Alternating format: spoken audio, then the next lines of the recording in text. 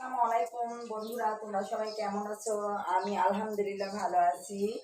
আজকে আমি সুইটি রান্নাঘরে চলে আসলাম আবার তোমাদের মাঝে। আমি অনেক অনেক ভালোবাসা তোমাদের মাঝে পেয়েছি। আজকে আমি তোমাদেরকে দেখাবো সীতাভোগ আর হচ্ছে কি কি উপকরণ দিয়ে আমি তোমাদেরকে দেখাবো। এই যে হাফ কাপের একটু বেশি তোমার চালের গুঁড়ো, পোলাও চালের গুঁড়ো, হাফ কাপের একটু বেশি সুজির গুঁড়ো, আর হচ্ছে 10 গ্রাম ময়দা, 10 গ্রাম কর্নফ্লাওয়ার, টেস্টের জন্য 1 চিমটি লবণ দিয়ে আমি এখন ভালো করে সব এগুলো ময়ন করে নিব। অল্প অল্প পানি দিয়ে আমি আটাগুলো সেনে নিব। অল্প অল্প পানি দিয়ে বন্ধুরা তোমরা সানবে, প্রথমে বেশি পানি দিয়ে সানবে না।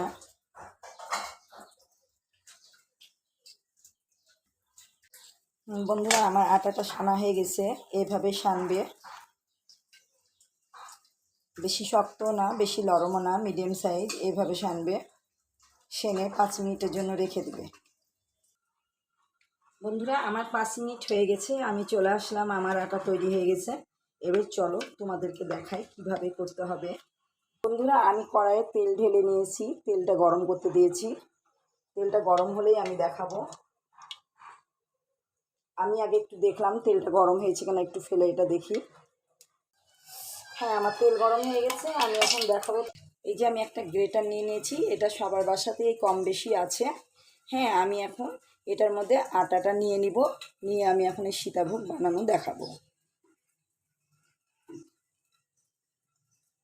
এইভাবে করে করে বন্ধুরা তোমরা খুব শক্ত করে করে হাত দিয়ে দেবে। এই যে দেখো কত সুন্দর হয়ে পড়ছে।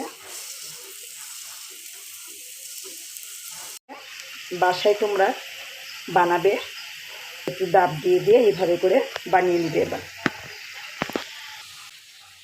এগুলো করে ভেজে নিবে সাদা সাদা করে, লাল যেন না হয়।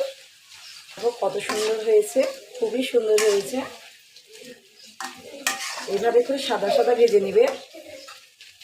এইভাবে তোমরা সবগুলো বানিয়ে নিবা বন্ধুরা বাসাতে, এইভাবে করে। বন্ধুরা দেখো কত সুন্দর লাগছে, আওয়াজ হচ্ছে কত সুন্দর ঝনঝন করে। আমার সীতাভোগটা ভাজা হয়ে গেছে, কত সুন্দর মচমচা হয়েছে। এইভাবে করেই মচমচা করে ভেজে নিবে তোমরা, নিয়ে চিনির সেরাতে দিয়ে দিবে। আমি এখন চিনির সেরাটা করতে যাচ্ছি সীতাভোগে। হ্যাঁ বন্ধুরা, আমি এখন সেরার জন্য 1 কাপ চিনি দিচ্ছি। 1 কাপ চিনির সাথে 1 কাপ পানি দেব। যতগুলো চিনি দিবে অতগুলোই পানি দিবা।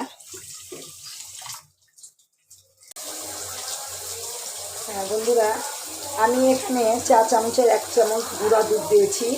এই যে সেরাতে যে ময়লাগুলো ওঠে, চকচকা হয়ে যাবে সেরাগুলো, খুব সুন্দর হবে। তার জন্য আমি 1 চামচ দুধ দিয়েছিলাম। এই যে ফেনাগুলো তুলে ফেলছি।